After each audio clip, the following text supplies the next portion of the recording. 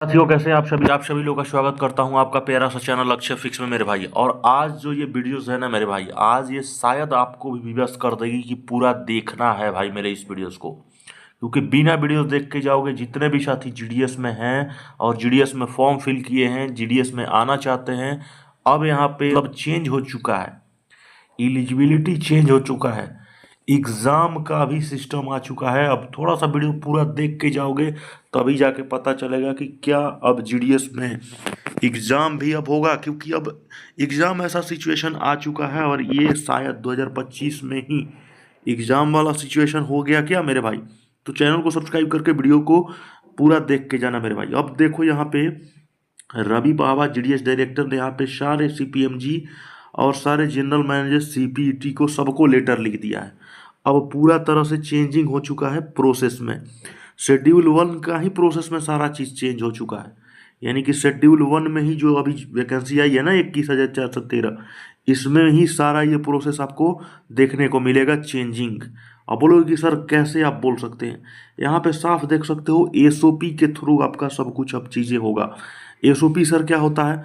Standard operating procedure, जो कि pre and post engagement, मतलब आपका मतलब ज्वाइनिंग से पहले और ज्वाइनिंग के बाद बहुत सारे प्रोसेस होंगे। पूरा वीडियो देख के जाओगे तब जाके ताकि आपको जानकारी लगेगी साथियों। इसीलिए सबसे अच्छा है अच्छे से पूरा वीडियो देख के जाओ और आपको पूरा क्लियर हो जाएगा। स्टेप पढ़ो ध्यान से। यहाँ पे SOP for the engagement has been revise हो चुका है। पिछला जैसे भी चीज़ें होती थी, मतलब जो भी चीज़ें जीडीएस में होता था सीधे मतलब ऑलरेडी जाते हो डायरेक्ट मैनुअल मतलब वेरिफिकेशन होके और आपका मतलब हो जाता था। लेकिन इस बार क्या किया है कि 2 वेरिफिकेशन अब देखने को आपको मिलेंगे नहीं मेरे भाई, 2 डीबी देखने को नहीं मिलेगा। फर्स्ट डीबी में भी आपका काम हो जाएगा। अब देखो यहाँ पे the option for candidate to verify documents first stage with any divisional has been discontinued. दिख रहा है मतलब क्या होता था कि फर्स्ट डीबी कहीं भी करवा लेते थे, क्योंकि ऑप्शन देता था वहाँ पे कि फर्स्ट डीबी हाँ अपने अपने मतलब होम में ही कर लेंगे। लेकिन अब ऐसा डिसकंटिन्यू कर दिया गया है, जहाँ पे आप सिलेक्शन लोगे वहीं पे डीबी आपको फर्स्ट स्टेज करवाना पड़ेगा। अब देखो document verification must now be conducted exclusively in the division where the vacancy is मतलब नोटिफाई, जहाँ पे तुम्हारा इंगेजिंग अथॉरिटी है वहीं पे जाना पड़ेगा। दूसरा number, divisional head will no longer be required to verify educational. क्या होते हैं कि सारे आप लोग जानते होंगे मेरे भाई, डीबी के समय में डिविजनल वाले क्या करते हैं, डीजी लॉकर ओपन करके या तो ऑफिशियल वेबसाइट से एजुकेशनल बोर्ड को वेरीफाई करके और फटाफट ज्वाइनिंग और ये आपको ज्वाइनिंग दे देते थे। अब ऐसा ये चीज़ें सिस्टम पूरा तरह से बंद कर दिया है। ऐसा क्या कर दिया है मेरे भाई, ऐसा क्या हो गया? क्योंकि अब सिचुएशन बहुत ज़्यादा ख़राब हो रहा है। क्यों? क्योंकि ये डिजी लॉकर सिस्टम बंद हो गया है, ऑफिशियल वेबसाइट से भी अब नहीं होगा। अब सर अब बोलोगे कि सर कैसे होगा, प्लीज़ थोड़ा सा जल्दी बता दीजिए। तो ये मेरे भाई बता देता हूँ कि अब एक होगा, एक वीए एपीआई सेतु आया है ऐप, अब एपीआई सेतु के थ्रू होगा। और ये मेरे भाई और किसी किसी का मैनुअल वेरिफिकेशन होगा, जब तक बोर्ड से आपके बोर्ड के पास भेजा जाएगा आपका मार्कशीट, और जब तक वहाँ से वेरीफाई नहीं होगा, सर्टिफिकेट नंबर सब कुछ भेजा जाएगा आपका ओरिजिनल मार्कशीट, अगर वहाँ से क्लियर नहीं होके आता है तब तक आपका ज्वाइनिंग, अगर 1 साल में भी क्लियर होके नहीं आएगा तो 1 साल में भी आपका पेंडिंग रहेगा, ज्वाइनिंग नहीं मिलने वाला है। ये बहुत बड़ी न्यूज़ है, चैनल को सब्सक्राइब करना मेरे भाई।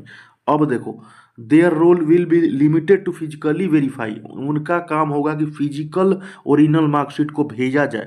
दिख रहा है ना, फिजिकली भेजना है आपके मार्कशीट को, और जब तक वेरीफाई नहीं होता है, और देखो वेरीफाई अगर मान लो हो गया तो आपको ऑटोमेटिक सेकेंड डीबी अब नहीं होगा, ऑटोमेटिक सीधे आपको ज्वाइनिंग पकड़ाया जाएगा। क्या पकड़ाया जाएगा? ऑटोमेटिक ज्वाइनिंग पकड़ाया जाएगा। और अब ट्रेनिंग मेरे भाई ना, ट्रेनिंग 3 दिन का ही होगा। अब बोलोगे कि सर ये कैसे आप बोल सकते हो, सारे मेरे पास डाटा होते हैं दोस्त, इसलिए ना खुद से मैं नहीं बोल सकता हूँ। ज्वाइनिंग प्रोसेस के टाइम देखो यहाँ पे अब जो चीज़ें होती थी 15 दिन की ट्रेनिंग देखने को मिलती थी, लेकिन अब देख सकते हो 3 दिन का बेसिक ट्रेनिंग है, सक्सेसफुली वेरीफाइड कंडक्टेड बाई ईए। दिख रहा है सामने। और अब देखो यहाँ पे पोस्ट इंगेजमेंट, जब आपका सब कुछ होगा तो verification of class 10 marksheet respective by API Setu, जब शुरू में तो सबसे पहले मैंने बता दिया, पहले आपका प्री इंगेजमेंट होगा। तीन तीन सिस्टम में खेल चलेगा। प्री इंगेजमेंट मतलब आपका मार्कशीट को भेजा जाएगा, वहाँ से अगर क्लियर हो चुका है तो सब कुछ हो जाएगा। सेकंड पे उसके बाद ज्वाइनिंग दे दिया जाएगा, 3 दिन का ट्रेनिंग। और तीसरा जब पोस्ट इंगेजमेंट मतलब ट्रेनिंग वगैरह जब कर लोगे तो फिर एक बार 10th के मार्कशीट को आपको एपीआई ऐप के सेतु के मतलब एपीआई सेतु के थ्रू फिर एक बार आपका मार्कशीट को चेक किया जाएगा। सोच सकते हो कि कितना ज़्यादा बड़ी बात मैंने बताई है मेरे साथी। और ये चीज़ों को अब देखो, आपको जाना है लेके क्या क्या, अब सब कुछ क्योंकि बदल गया है ना, ये सब चीज़ें जाननी चाहिए आपको। 2 सेट सबका लेके जाना, सेल्फ अटेस्टेड सभी लोग जानते होंगे। फोटोकॉपी के जस्ट नीचे सिग्नेचर कर लेना है, उसको सेल्फ अटेस्टेड कहते हैं। अपने 10th का मार्कशीट लेके जाइए, identity proof, caste certificate original सब कुछ लेके जाना। सेंट्रल वाला मेरे भाई EWS transgender date of birth proof, date of birth proof लेके नहीं जाना होता है, मार्कशीट से ही आपका काम हो जाएगा। क्योंकि मार्कशीट में डेट ऑफ बर्थ रहता है। मेडिकल तो लेके जाना है, यहाँ पे देखो मेडिकल वाला सिस्टम अभी भी है, मेडिकल आपको बनवा के लेके जाना है। बाद बाकी अंडरटेकिंग लेके जाना है एपीआई सेतु। तो ये चीज़ें हैं मेरे भाई। आधार इज नॉट मैंडेटरी, यहाँ पे देखो ब्लू में भी लिख दिया गया है ये चीज़ें कि आधार मैंडेटरी नहीं है ऑनलाइन एप्लीकेशन में, there for the same is not enlisted time of VOD. तो आधार को लेके जिनको भी परेशानी थी, आधार यहाँ पे वो चीज़ें नहीं है मेरे भाई। तो ये चीज़ें हैं, रजिस्ट्रेशन नंबर और जो भी चीज़ें हैं मेरे भाई, बहुत सिचुएशन यहाँ पर देख रहा हो ना, टॉप लेवल का यहाँ पर इन्होंने सही मतलब चीज़ें बोली है। देखो किसी किसी बच्चे का क्या होता है कि ऑनलाइन एप्लीकेशन में ना गलत हो जाता है।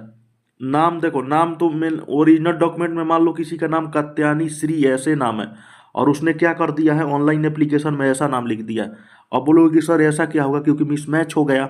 तो मिसमैच में मेरिट लिस्ट में उसका नाम छटेगा नहीं, उसको क्या करना है, एक अंडरटेकिंग फॉर्म होता है, एनेक्सर 4 में दिया रहेगा, वो अंडरटेकिंग लेके जाना है और बाकी वहाँ पर उसका काम हो जाएगा। समझ रहे हो ना। तो ये जो जो मिसमैच हो जाता है ना, जो मान लो आपका ओरिजिनल मार्कशीट है और मिसमैच कर लिए या स्पेलिंग कहीं एक छोटा सा गलत हो गया, तो एनेक्सर फॉर्म में एक फॉर्म रहेगा, वहाँ से वो अंडरटेकिंग को फॉर्म को भर के लेके जाना है फर्स्ट डीबी के समय।